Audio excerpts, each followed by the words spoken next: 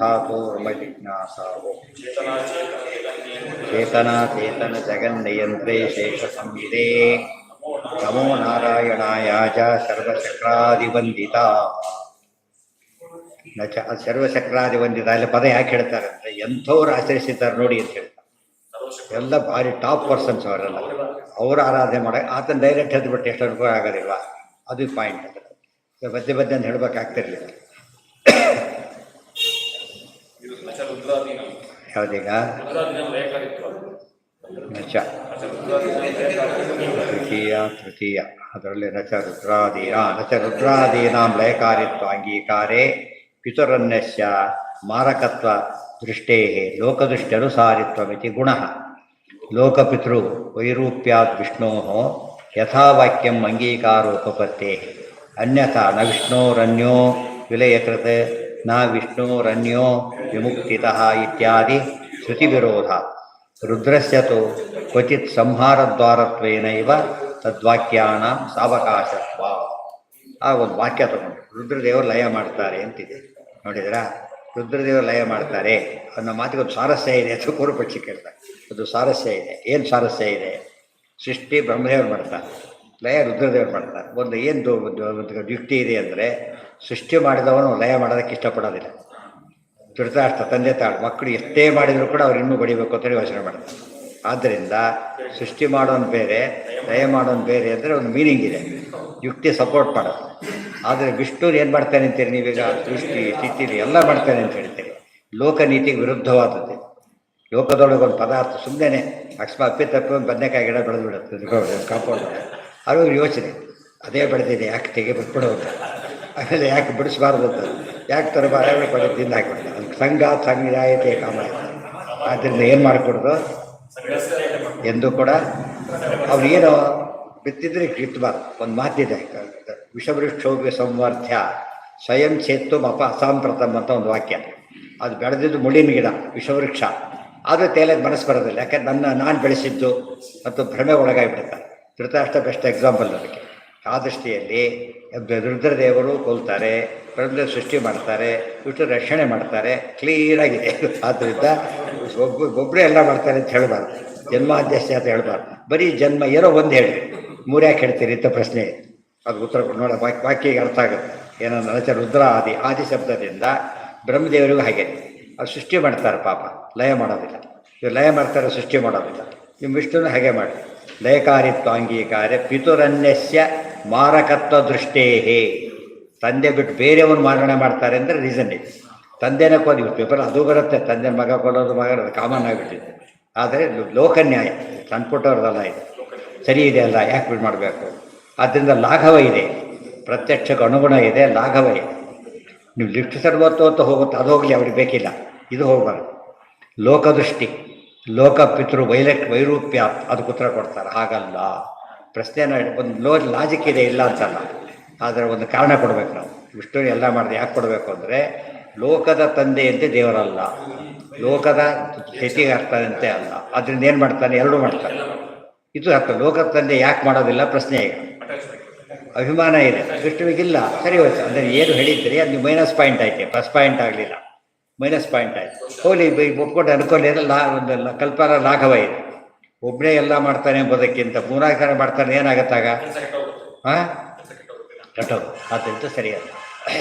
ಇನ್ನೊಂದು ಲಾಜಿಕ್ಕು ಇದೆ ಯಾವಾಗಲೂ. ಇನ್ನೊಂದು ಲಾಜಿಕ್ ಏನಿದೆ ಗೊತ್ತಾ? ಯಾವನ ಕೆಲಸ ಕೊಟ್ಟಿರ್ತಾನೋ ತೆಗೆಯೋ ಅಧಿಕಾರ ಯಾರಿಗಿದೆ? ಹುಡುಗಿ ಇರೋದು. ಬೇರೆಯವ್ರು ಯಾರೋ ತೆಗೆದ್ರೆ ಗೊತ್ತಾಯ್ತಾ? ಯಾರೋ ತೆಗೆಲ್ಲ ಅವನೇನು ತೆಗಿಬೇಕು. ಈ ಲಾಜಿಕ್ ಏನು ಮಾಡ್ತೀವಿ ಈಗ ಹಾಗಿದ್ರೆ?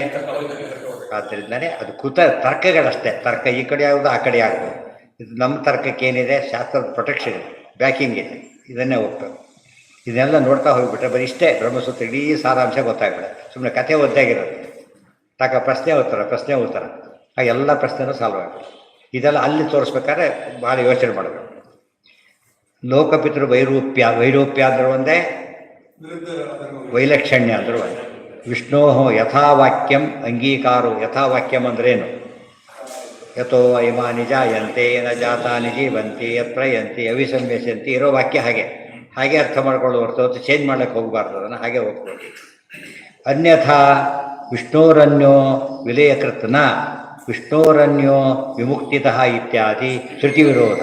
ಶ್ರುತಿ ಹೇಳ್ತಾ ಇದೆ ವಿಷ್ಣುವನ್ನು ಬಿಟ್ಟರೆ ಲಯ ಮಾಡೋನು ಬೇರೆ ಯಾರೂ ಇಲ್ಲ, ಸೃಷ್ಟಿ ಮಾಡೋನು ಬೇರೆ ಯಾರೂ ಇಲ್ಲ, ಮುಕ್ತಿ ಕೊಡೋನು ಬೇರೆ ಯಾರೂ ಇಲ್ಲ ಅಂತ ಹೇಳಿದ ಮೇಲೆ ಮುಗಿತಲ್ಲ. ರುದ್ರಸ್ಯತು ಕ್ವಚಿತ್ ಹಾಗೆ ರುದ್ರದೇವರು ಬಿಟ್ಟೇ ಬಿಡ್ತೀರಾ ಅಂದರು. ಇಲ್ಲ ಇಲ್ಲ, ಅವ್ರು ಒಂದು ಸ್ಟೇಜಲ್ಲಿ ಸಂಹಾರ ಮಾಡ್ತಾರೆ, ಉಪ್ಪಾಡ ಒಂದು ಸ್ಟೇಜಲ್ಲಿ ಸೃಷ್ಟಿ ಮಾಡ್ತಾರೆ ಅಷ್ಟೇ ಹೊರತು ಎಲ್ಲ ಅಂತ ಹೇಳಬಾರ್ದು. ಪ್ರತಿಕಲ್ಪಕ್ಕಂತೂ ರೂಲ್ಡ್ ಔಟು. ಆ ರೀತಿ ಹೇಳಿದ್ರೆ ಯೋಚನೆ ಇಲ್ಲ. ನಾವು ಅದನ್ನು ಎಲ್ಲ ಅಂತೇನು ಹೇಳಲ್ಲ, ದ್ವಾರವಾಗಿ ಬರ್ತಾರೆ, ಸೆಕೆಂಡರಿ ಕಾಜಾಗಿ ಬರ್ತಾರೆ ಹೊರತು ಪ್ರೈಮರಿ ಕಾಜಾಗಿ ಎಲ್ಲದಕ್ಕೆ ಯಾರೋ ವಿಷ್ಣುವೇ ಇದ್ದಾನೆ. ರುದ್ರಸ್ಯತು ಕ್ವಚಿತ್ ಸಂಹಾರ ದ್ವಾರತ್ವೇನೈವ ತದ್ವಾಕ್ಯಾನಾಂ ಸಾವಕಾಶತ್ವ. ಅವೆಲ್ಲ ಸಾವಕಾಶ ವಾಕ್ಯಗಳು, ಇದೆಲ್ಲ ನಿರ್ವಕಾಶ ವಾಕ್ಯಗಳು. ಅಲ್ಲಿ ರುದ್ರ ಶಬ್ದಕ್ಕೆ ವಿಷ್ಣು ಅಂತಲೇ ಅರ್ಥ. ರುದ್ರೋ ಬಹುಶರವಾದರೆ ಸಮಸ್ಯೆನೇ ಬರಲಿಲ್ಲ. ನಚ ಲೋಕಾನುಸಾರಿತ್ವ ಕ್ರಮಾದುತ್ಪದ್ಯತೆ ಕ್ರಮಾದ್ವಿಲೀಯತೆ ಕ್ರಮೇಣೈವ ಉತ್ಪತ್ತಿರ್ವಿಲಯಶ್ಚ ಕ್ರಮೇಣೈವ ಅಸ್ಯ ಉತ್ಪತ್ತಿ ವಿಲಯೌ ಇತ್ಯಾದಿ ಲೋಕಾನುಸಾರಿ ಬಹುಶ್ರುತ್ಯನುರೋಧಶ್ಚ ಯಥಾ ಉತ್ಪತ್ತಿಲಯೇ. ಈಗ ಇನ್ನೊಂದು ಪ್ರಶ್ನೆ ಹಾಕ್ಕೊಂಡು, ಸೃಷ್ಟಿ ಇದೆ, ಲಯ ಇದೆ. ಸೃಷ್ಟಿ ಕ್ರಮವಾದ ಸೃಷ್ಟಿ, ಕ್ರಮವಾದ ಲಯ ಅಂತ ವೇದವಾಕ್ಯಗಳಿವೆ. ಕ್ರಮವಾಗಿ ಸೃಷ್ಟಿ ಮಾಡ್ತಾರೆ, ಕ್ರಮವಾಗಿ ಲಯ ಮಾಡ್ತಾರೆ ಅಂತ ವೇದವಾಕ್ಯ ಇದೆ. ಇನ್ನೊಂದು ವೇದವಾಕ್ಯ ಹೇಳುತ್ತೆ ಕ್ರಮವಾಗಿ ಸೃಷ್ಟಿ ಮಾಡ್ತಾನೆ, ವ್ಯುತ್ಕ್ರಮವಾಗಿ ಲಯ ಮಾಡ್ತಾನೆ ಅಂತ. ಇಲ್ಲಿ ವಿರೋಧ, ಪರಸ್ಪರ ಸತ್ಯ ವಿರೋಧ ಪರಿಹಾರ ಮಾಡಬೇಕೀಗ. ವ್ಯಕ್ತಿಯ ವಿರೋಧ ತೋರಿಸ್ಬೇಕು ಅಂತ. ನೋಡೋದಕ್ಕೆ ಏನು ಅನಿಸ್ತು, ಕ್ರಮ ಅಂತ ಇಲ್ಲಿ ಹೇಳಿ ವ್ಯುತ್ಕ್ರಮ ಅಂತ ಹೇಳಿದಾಗ ತಪ್ಪುತ್ತಲ್ಲ ಹಾಗಿದ್ರೆ ಅಂತ ಪ್ರಶ್ನೆ. ಅದು ಉತ್ತರ ಕೊಡಬೇಕು. ಲೋಕದಲ್ಲಿ ಉತ್ತರ ಮಾಡಿಕೊಂಡ್ರೆ ಎಲ್ಲದ ಕ್ರಮವಾಗಿ ಮಾಡ್ತಾರೆ ಅಂತ ಹೇಳೋದಿಲ್ಲ. ಕ್ರಮವಾಗಿ ಪೂಜೆ ಮಾಡ್ತಾರೆ, ಕ್ರಮವಾಗಿ ಸುಳ್ಳು ಹೇಳ್ತಾರೆ, ಅದೆಲ್ಲ ಕ್ರಮ ಅಂತ ಹೇಳ್ತಾರೆ. ಆ ರೀತಿ ಯಾಕೆ ಮಾಡಬಾರದು? ಅನ್ಯಾಯ ಮಾಡೋದೊಂದು ಏನೋ ಒಂದು ಬುದ್ಧಿವಂತಿಕೆ ಮಾಡಿರ್ತಾರೆ. ಆ ರೀತಿ ಹೇಗೆ ಹೇಳಬಾರದು? ಅಲ್ಲ, ಸರಿಯಾಗಿದೆ. ಎರಡು ವೇದವಾಕ್ಯರು ಸರಿಯಾಗಿ ಇದೆ. ಕ್ರಮವಾಗಿ ಮಾಡ್ತಾರೆ, ಒಂದು ಕ್ರಮದಲ್ಲಿ ಮಾಡ್ತಾರೆ ಅಂತ ಅರ್ಥ. ಯಾವ ಕ್ರಮ ಅಂದರೆ ವ್ಯುತ್ಕ್ರಮ ಅಂತ ಅರ್ಥ ಅಷ್ಟೇ. ವ್ಯುತ್ಕ್ರಮ ಒಂದು ಕ್ರಮ ತಾನೇ. ಇದಕ್ಕೆ ಸಮನ್ವಯ ಹೇಗೆ ಮಾಡಬೇಕು ತೋರಿಸ್ತಾರೆ. ಇದೆಲ್ಲ ನಾನು ಮಧ್ಯೆ ಹೇಳಿದ್ದಾರೆ. ಇದು ಓದಿಬಿಟ್ರೆ ಯಾವ ಶಾಸ್ತ್ರನೂ ಚೆನ್ನಾಗಿ ಅರ್ಥ ಆಗುತ್ತೆ. ಯಾವ ಸಬ್ಜೆಕ್ಟ್ ಪ್ರಕಾರ ಓದಲಿ ಅವರು ಒಂಥರ ಪರ್ಫೆಕ್ಷನ್ ಬರುತ್ತೆ.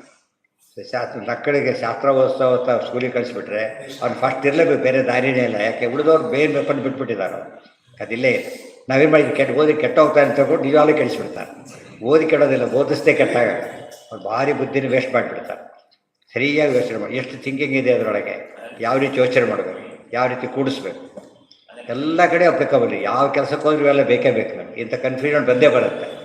ಉತ್ತರ ಸಿಕ್ಕೇ ಸಿಗುತ್ತೆ. ರೆಡಿಮೇಡ್ ಆನ್ಸರ್ ಕೊಡ್ತಾರೆ, ಸಮಸ್ಯೆನೇ ಬರೋದಿಲ್ಲ.